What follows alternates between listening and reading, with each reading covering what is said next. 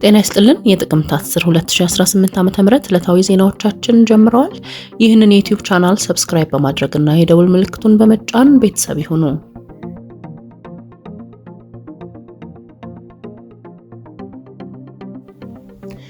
የተቀዳሚ ሙፍቲ ሐጂ ዑመር ኢድሪስ ስርዓተ ቀብር ተፈጽሟል።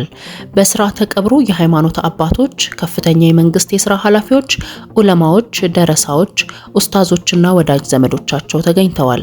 ለተቀዳሚ ሙፍቲ ሐጂ ዑመር ኢድሪስ አስክሬን ረፋድ ላይ ከመኖሪያ ቤታቸው ፒያሳ ወደሚገኘው በኒ መስጊድ ሽኝት ተደርጎ ለ40 ዓመታት ባስተማሩበት ኑር መስጂድ የዱዓ እና የሰላት ስነ ስርዓት ተከናውኗል። በተጨማሪም ከቀኑ 8 ሰዓት ጀምሮ በሚሊኒየም አዳራሽ የዱዓና የሽኝት ስነ ስርዓት ተካሂዷል። ተቀዳሚ ሙፍቲ ሐጂ ዑመር ኢድሪስ ከ50 ዓመታት በላይ በዘለቀ የአዲስ አበባ ቆይታ ቅዱስ ቁርአንን ከ300 ጊዜ በላይ በትርጉም አስተምረዋል። በ1967 ዓ.ም የኢትዮጵያ እስልምና ጉዳዮች ጠቅላይ ምክር ቤት ሲመሰረት የምክር ቤቱ አባልና የዑለማ ሊቀመንበር ነበሩ። ከ2010 መጋቢት እስከ ግንቦት 2014 ዓ.ም ድረስ ደግሞ የኢትዮጵያ እስልምና ጉዳዮች ጠቅላይ ምክር ቤትን በፕሬዝዳንትነት እንዲሁም የኢትዮጵያ ሃይማኖት ተቋማት ጉባኤ የበላይ ጠባቂ በመሆን አገልግለዋል። ኢትዮጵያና ኳታር የኢንቨስትመንትና የልማት ትብብራቸውን ለማጠናከር ተስማምተዋል። የገንዘብ ሚኒስትር አህመድ ሺዴ ከዓለም ባንክና ከዓለም አቀፉ የገንዘብ ተቋም IMF ዓመታዊ ስብሰባ ጎን ለጎን ከኳታር አቻቸው አሊ ቢን አህመድ አልኳዋሪና የኳታር የልማት ፈንድ ዋና ዳይሬክተር ፋሃድ ሐማድ አልሱላይቲ ጋር ተወያይተዋል። በውይይታቸውም በሁለቱ ሀገራት መካከል በመሰረተ ልማት፣ በኢንቨስትመንትና በልማት ስራዎች ስትራቴጂካዊ አጋርነት ለመፍጠርና ያላቸውን ትብብር ማሳደግ በሚቻልባቸው ጉዳዮች ላይ መክረዋል። አቶ አህመድ ሺዴ በዚህ ወቅት በኢትዮጵያ እያደገ የመጣውን የኢንቨስትመንት እድል በማስረዳት የኳታር ባለሀብቶች በኢትዮጵያ በተለይም በአምራች ኢንዱስትሪ፣ በግብርና፣ በቱሪዝምና ሌሎች ዘርፎች እንዲሰማሩ አስፈላጊው ድጋፍ እንደሚደረግም አረጋግጠዋል። ኢትዮጵያ ከኳታር ጋር ያላትን አጋርነት ከፍ ባለ ደረጃ ትመለከታለች ያሉት ሚኒስትሩ የሀገራቱን የሁለትዮሽ ትብብር ማጠናከር አስፈላጊ መሆኑንም አንስተዋል። የኢትዮጵያ ኢኮኖሚ ማሻሻያ ተግባራትን ያደነቁት የኳታር የገንዘብ ሚኒስትር አሊ ቢን አህመድ አልኳዋሪ በበኩላቸው በንግድና የኢንቨስትመንት ፕሮጀክቶች ላይ በትብብር ለመስራት የሚያስችል አቅም መኖሩን ጠቁመዋል። ሀገራቸው ከኢትዮጵያ ጋር ያላትን የሁለትዮሽ ግንኙነት ለማጠናከር ጠንካራ ፍላጎት እንዳላትም ነው ሚኒስትሩ የገለጹት። የኳታር የልማት ፈንድ አካታች እድገትን ለማረጋገጥ እንዲሁም ንግድና ኢንቨስትመንትን ለማሳደግ የሚያስችሉ ፕሮጀክቶችን ለመደገፍ ዝግጁ መሆኑን ያረጋገጡት ደግሞ የተቋሙ ዋና ዳይሬክተር ሐማድ አልሱላይቲ ናቸው። ሁለቱ ወገኖች በኢትዮጵያና በኳታር መካከል ጥልቅና የረጅም ጊዜ ትብብር ለመፍጠርና ጠንካራ የልማት ፕሮጀክቶችን ለመለየት እንዲቻል የጋራ የቴክኒክ ቡድን ለማቋቋም ቁርጠኛ መሆናቸውንም አረጋግጠዋል።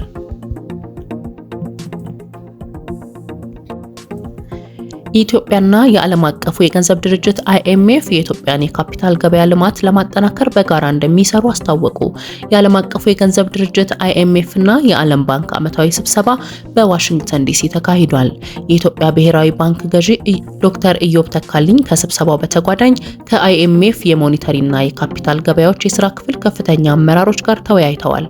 ውይይቱ በኢትዮጵያና በIMF መካከል በሞኔታሪ ፖሊሲ፣ በካፒታል ገበያዎችና የፋይናንስ መሰረተ ልማትን ጨምሮ በቁልፍ መስኮች ያላቸውን ትብብርና የቴክኒክ ትስስር ማጠናከርን ያለመ ነው።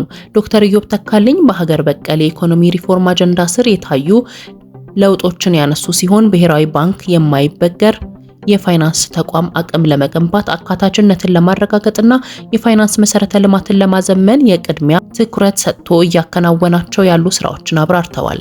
የባንኩ ገዢ እንደ IMF ያሉ ዓለም አቀፍ ተቋማት ለኢትዮጵያ የኢኮኖሚ ትራንስፎርሜሽን እና የፖሊሲ ትግበራ አቅም ግንባታ የሚያደርጉትን ድጋፍ እንዲቀጥሉ የሚያስችል ጠንካራ አጋርነትን መፍጠር ወሳኝ መሆኑንም አመላክተዋል። በተጨማሪም ሁለቱ ወገኖች የገበያ መረጃ፣ የካፒታል ገበያ ልማትና የውጭ ምንዛሪ ስርዓትን ማጠናከርን ጨምሮ በጋራ እየተገበሯቸው ያሉ የቴክኒክ ድጋፍ ኢንቴንሽኖችን አስመልክቶ ውይይቶችን አድርጓል። በውይይቱ ኢትዮጵያና IMF ያላቸውን ትብብር የበለጠ ለማጠናከር ቁርጠኛ መሆናቸውን ገልጸዋል። ሁለቱ ወገኖች የኢትዮጵያ የሞኔታሪና የካፒታል ገበያ ሪፎርሞች፣ የፋይናንስ መረጋጋትና ኢትዮጵያ ከዓለም የፋይናንስ ስርዓት ጋር የበለጠ እንድትተሳሰር በሚያስችሉ ጉዳዮች ላይ በቅርበት ለመስራት መስማማታቸውም ተመላክቷል።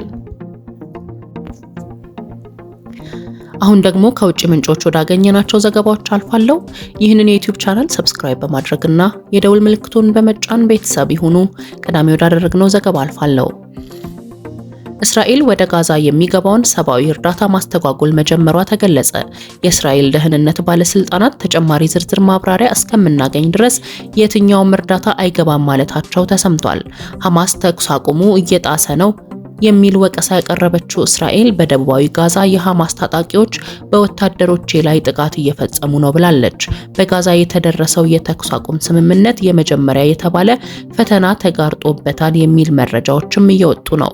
በድርድሩ ላይ የተሳተፉ አንድ የግብጽ ከፍተኛ ባለስልጣን ሁኔታውን ለማርገብ ውይይት አስፈላጊ መሆኑን ተናግረዋል። ሐማስና እስራኤል ተኩስ አቁም ስምምነት ካደረጉ በኋላ በደቡባዊና ማዕከላዊ ጋዛ 19 ሰዎች በእስራኤል ጦር መገደላቸውን የፍልስጤም ጤና ሚኒስቴር መረጃ አውጥቷል። የመካከለኛው ምስራቅ ቀጠና ሰላም ለማምጣት ትልቅ እርምጃ ነው የተባለው ስምምነት አሁን ላይ ጥያቄ ውስጥ መግባቱ አሳሳቢ ሆኗል ሲል ዘ አይሪሽ ታይምስ አስነብቧል። ዩክሬን ለሩሲያ ግዛት አሳልፋ መሰጠት እንዳለባት ፕሬዝዳንት ዶናልድ ትራምፕ ፍንጭ ሰጡ። ረጅም ጊዜ የወሰደው ጦርነት ሲጠናቀቅ ኪየቭ ለሞስኮ የተወሰነ ሀብት መስጠት እንደሚጠበቅባት ግምት ውስጥ መቀመጥ ያለበት ጉዳይ ነው ብለዋል ፕሬዝዳንቱ። ሪፐብሊካኑ ከፎክስ ኒውስ ጋዜጠኛ ማሪያ ባርቲሮሞ ጋር በነበራቸው ቆይታ ለተነሳላቸው ጥያቄ መልስ ሲሰጡ ሩሲያ ግስጋሴ ላይ እስከሆነች የተወሰነ ነገር ማግኘት እንዳለባት ታምናለች ብለዋል። ፕሬዝዳንት ቭላዲሚር ፑቲን የተወሰነ ሀብት ይወስዳሉ፣ ተፋልመዋልና ብዙ ንብረትም አለው፣ ብዙ ሀብቶችን አሸንፈዋል፣ ልማትም ነው በሚል ፕሬዝዳንት ትራምፕ ሐሳብ ሰጥተዋል። ፕሬዝዳንቱ አሁንም ቢሆን ለዩክሬን ቶማሃውክ ሚሳኤልን ስለመስጠት እያሰቡ መሆኑን ፍንጭ ሰጥተዋል። በእርግጥ ያለንን ጦር መሳሪያ ሁሉ ለዩክሬን አንሰጥም፣ አሜሪካንም ልንጎዳ አንችልም ነው ያሉት ሪፐብሊካኑ። ረጅም ርቀት ተወንጫፊ መሳሪያዎችን ለኪየቭ አሳልፎ መስጠት ከሞስኮ ጋር ቀጥታ የሚያላትም በመሆኑ ዋሽንግተን አይገፋበትም ተብሎ ይታሰባል።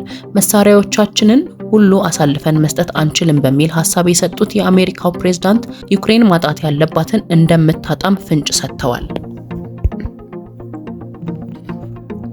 ዩክሬን ለሩሲያ ግዛት አሳልፋ መሰጠት እንዳለባት ፕሬዝዳንት ዶናልድ ትራምፕ ፍንጭ ሰጡ። ረጅም ጊዜ የወሰደው ጦርነት ሲጠናቀቅ ኪየቭ ለሞስኮ የተወሰነ ሀብት መስጠት እንደሚጠበቅባት ግምት ውስጥ መቀመጥ ያለበት ጉዳይ ነው ብለዋል ፕሬዝዳንቱ። ሪፐብሊካኑ ከፎክስ ኒውስ ጋዜጠኛ ማሪያ ባርቲሮሞ ጋር በነበራቸው ቆይታ ለተነሳላቸው ጥያቄ መልስ ሲሰጡ ሩሲያ ግስጋሴ ላይ እስከሆነች የተወሰነ ነገር ማግኘት እንዳለባት ታምናለች ብለዋል። ፕሬዝዳንት ቭላዲሚር ፑቲን የተወሰነ ሀብት ይወስዳሉ፣ ተፋልመዋልና ብዙ ንብረትም አለው፣ ብዙ ሀብቶችን አሸንፈዋል፣ ልማትም ነው በሚል ፕሬዝዳንት ትራምፕ ሐሳብ ሰጥተዋል። ፕሬዝዳንቱ አሁንም ቢሆን ለዩክሬን ቶማሃውክ ሚሳኤልን ስለመስጠት እያሰቡ መሆኑን ፍንጭ ሰጥተዋል። በእርግጥ ያለንን ጦር መሳሪያ ሁሉ ለዩክሬን አንሰጥም፣ አሜሪካንም ልንጎዳ አንችልም ነው ያሉት ሪፐብሊካኑ። ረጅም ርቀት ተወንጫፊ መሳሪያዎችን ለኪየቭ አሳልፎ መስጠት ከሞስኮ ጋር ቀጥታ የሚያላትም በመሆኑ ዋሽንግተን አይገፋበትም ተብሎ ይታሰባል። መሳሪያዎቻችንን ሁሉ አሳልፈን መስጠት አንችልም በሚል ሐሳብ የሰጡት የአሜሪካው ፕሬዝዳንት ዩክሬን ማጣት ያለባትን እንደምታጣም ፍንጭ ሰጥተዋል።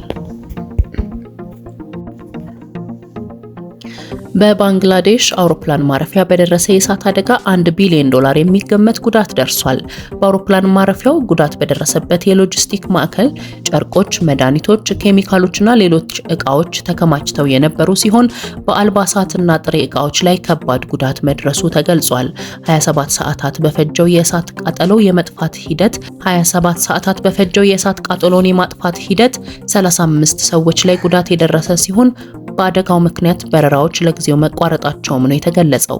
የእሳት አደጋውን መንስኤ ለማጣራት ምርመራ እየተከናወነ ሲሆን አደጋው በቀጣይ የንግድ እንቅስቃሴዎችን ሊጎዳ እንደሚችል የሀገሪቱን የአልባሳት አምራቾችና ላኪዎች ማህበር ጠቅሶ ቢቢሲ አስነብቧል።